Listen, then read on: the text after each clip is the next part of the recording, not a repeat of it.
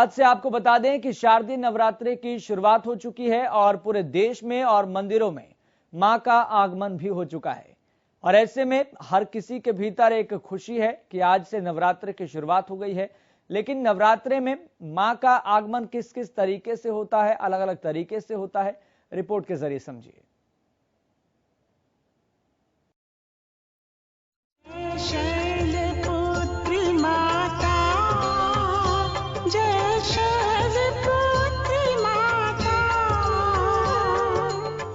नवरात्र का पर्व है 9 देवियों यानी कि 9 शक्तियों की आराधना का पर्व। नवरात्र के 9 दिन सभी श्रद्धा भाव से मां की भक्ति में लीन हो जाते हैं।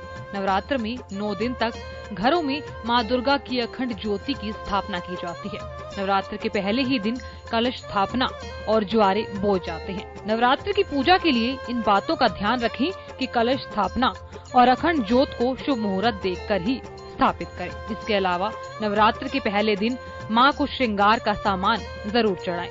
नवरात्र के 9 दिन में कोशिश करनी चाहिए कि पूरे दिन मां दुर्गा का स्मरण करें और किसी की निंदा न करें। कलश स्थापना का शुभ मुहूर्त। जय शैलपुत्री माता, जय शैलपुत्री माता। नवरात्र का पर्व है 9 देवियों यानी कि 9 शक्तियों की आराधना का पर्व। नवरात्र के 9 दिन सभी श्रद्धा भाव से मां की भक्ति में लीन हो जाते हैं। नवरात्र में 9 दिन तक घरों में मां दुर्गा की अखंड ज्योति की स्थापना की जाती है। नवरात्र के पहले ही दिन कलश स्थापना और ज्वारे बोए जाते हैं। नवरात्र की पूजा के लिए इन बातों का ध्यान रखें कि कलश स्थापना और अखंड ज्योत को शुभ मुहूर्त देखकर ही स्थापित करें। इसके अलावा नवरात्र के पहले दिन मां को श्रृंगार का सामान जरूर चढ़ाएं। नवरात्र के 9 दिन में कोशिश करनी चाहिए कि पूरे दिन मां दुर्गा का स्मरण करें और किसी की निंदा न करें। कलश स्थापना का शुभ मुहूर्त। इस बार मां दुर्गा पालकी पर सवार होकर आएंगी। सुबह 6:17 से 7:07 तक। शुभ मुहूर्त में कलश स्थापित करना फलदायी।